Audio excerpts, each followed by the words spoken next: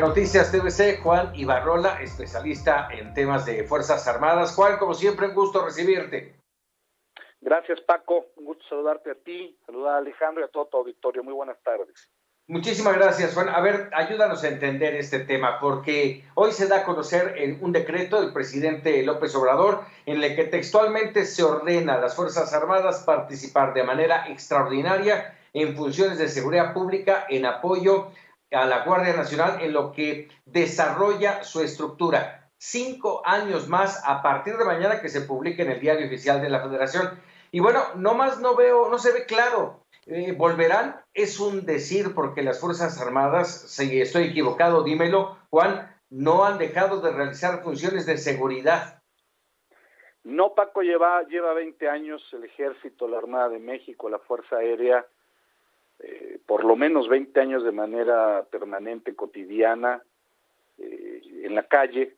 Y bueno, valdría la pena que aclarar, a los soldados, a los marinos no se les puede tener en los cuarteles. Tendrías un problema de seguridad nacional como país si los tuvieras ahí encerrados y sin estar cumpliendo las misiones constitucionales que tienen. Este decreto lo que genera en primer lugar es una certidumbre jurídica a la acción militar de apoyo a la seguridad pública. Esto bajo la dinámica que hoy tiene la Guardia Nacional, es decir, una Guardia Nacional que a pesar de ser un organismo civil, una institución civil, hoy por hoy están al frente los militares de ella, el general Rodríguez Bucio, los mandos operativos y administrativos de la Guardia también, en su gran mayoría pertenecen a las Fuerzas Armadas. Sin embargo, el problema de seguridad pública que enfrenta México, Paco, ya es algo grave, ya es una situación que necesita ordenarse. ¿Y ordenarse en qué sentido? Ordenarse en la respuesta federal que se le debe de dar a la seguridad intermedia de este país. Esa es la razón de la Guardia Nacional, acciones de seguridad intermedia que fortalezcan la seguridad pública de estados y municipios. Ya hay por ahí quien se anda desgarrando las vestiduras, Paco, y diciendo que se está militarizando ya de plano con esto la seguridad. Yo lo veo de otra forma. Paco. Juan. Sí, adelante, Alejandro. Sí, déjame preguntarte, insistir en esta parte que comentas de qué tanto el tema de ponerlo en el papel, apoyar a la Guardia Nacional, no significa militarizar, cuando tenemos que el 92% de los elementos de la Guardia Nacional son soldados o son marinos. ¿Qué tanta diferencia va a haber en la práctica? Ninguna, al contrario, un fortalecimiento militar mayor. Yo creo que aquí, Alejandro y Paco, lo que tenemos que entender es que el concepto de militarización habría que revalorizarlo. Es decir, el lunes pasado el presidente anunció el plan DN3 y el plan Marina a nivel nacional, y pues nadie habla de que la protección civil se militariza, o cuando acuden a campañas de alfabetización, no se habla de que la educación pública se militariza. Creo que la polémica que se genera en función de tener militares en la calle haciendo estas labores, que insisto, están dentro de sus misiones, o sea, no es algo ilegal el que las Fuerzas Armadas participen en esta combate a la delincuencia.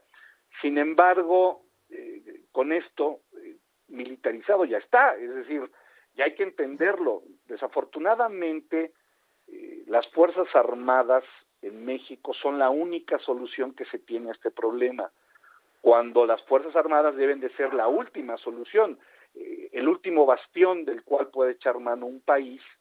En el caso de México no es así, no tenemos instituciones de policía municipal, estatal o federal constituidas de una manera profesional, dignas, efectivas en función de la persecución del delito, y es por eso que el presidente debe soportar esa circunstancia en sus Fuerzas Armadas. ¿Y por qué digo en sus Fuerzas Armadas? Porque él es el comandante supremo y tiene esa responsabilidad, tiene esa obligación de hacerlo de esta manera.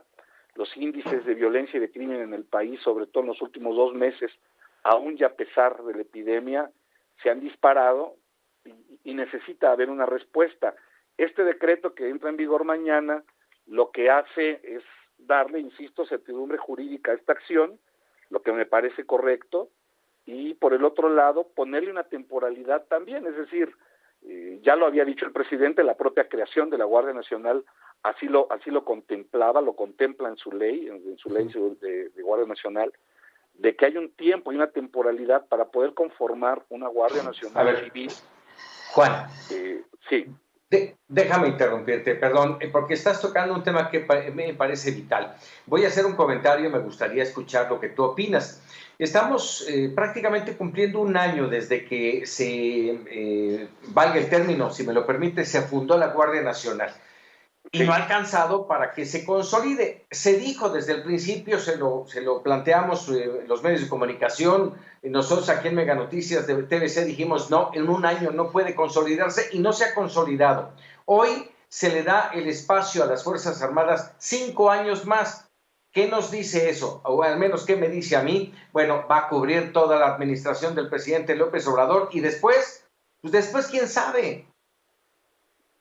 Desafortunadamente es así, Paco. Recordemos que, bueno, todos los presidentes lo han manejado de alguna manera similar, es decir, mientras dure mi sexenio habrá este tipo de medidas o este tipo de acciones. Creo en este caso que la Guardia Nacional le falta todavía, necesita muchos recursos, necesita más elementos humanos y no ha encontrado un nivel de convocatoria en los civiles que tengan la intención de convertirse en guardias nacionales. Esto estoy seguro que se va a dar. Al final de cuentas es una institución que está reconociendo sus errores, lo vimos hace poco por unos videos que se publicaron en algunos medios, y tiene que salir adelante.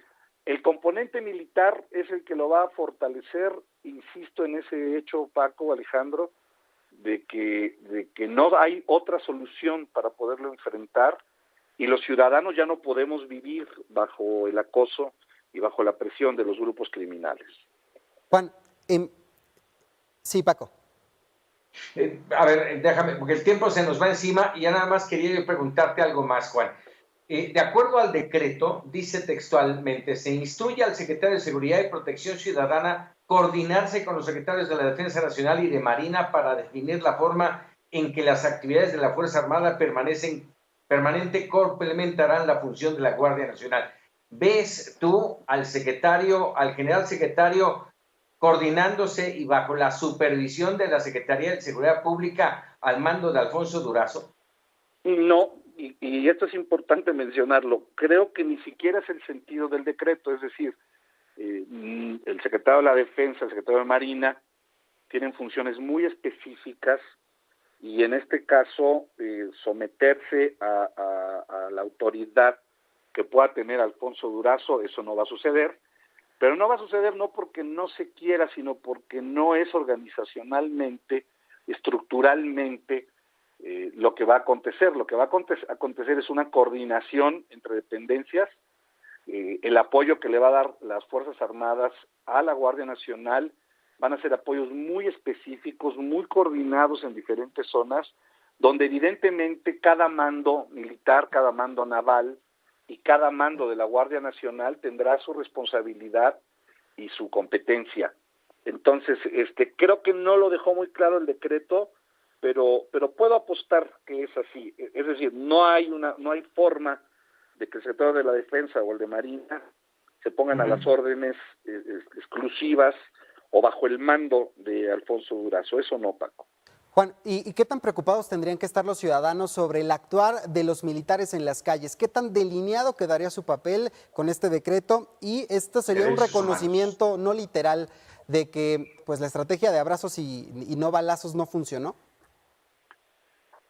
Te respondo lo primero. Sigue siendo las Fuerzas Armadas la institución de mayor nivel de confianza en la gente. La última encuesta de victimización que hizo INEGI así lo demuestra. Creo que para la gente, por mucho es más seguro ver soldados en la calle que ver policías. Creo que esto le debe de dar a la gente que lo siga esa seguridad de que los soldados, los marinos, aún ya a pesar de que se han cometido abusos y algunos excesos, estos son castigados y seguirá siendo así. Es decir, en materia de derechos humanos, poca gente sabe que el Ejército es la primera institución del gobierno federal, esto no es de ahorita, esto ya tiene muchos años, que creó una escuela de derechos humanos para sus efectivos. Yo no veo el tema de la parte de derechos humanos, yo creo que la oposición sí va a criticarle al presidente que su estrategia primera, esta humanista, esta estrategia que buscaba o que busca ir más para atacar corrupción, generar valores, oportunidades para la gente, pues no es de que no vaya a seguir siendo esto, yo creo que el presidente no lo va a cambiar. Lo que sí es que le está añadiendo un componente de fuerza necesario que requiere el país en este momento. Insisto mucho en eso. El país va a enfrentar un tema económico muy complicado, tenemos un tema sanitario muy complicado y desafortunadamente los escenarios no se ven positivos. Necesario entonces la Fuerza Armada, sí, sin creo yo que el presidente cambie su estrategia de evitar el uso de la violencia en lo mayor posible, aunque con las Fuerzas Armadas pues se tendrá que usar la fuerza en el momento que los criminales lo enfrenten. Recordemos que no son los soldados ni los marinos los que provocan la violencia en México, esto es muy importante decirlo. Juan Ibarrola, como siempre, ilustrativo el platicar contigo en estos temas. Te agradezco, como siempre, que estés con nosotros en Mega Noticias TVC.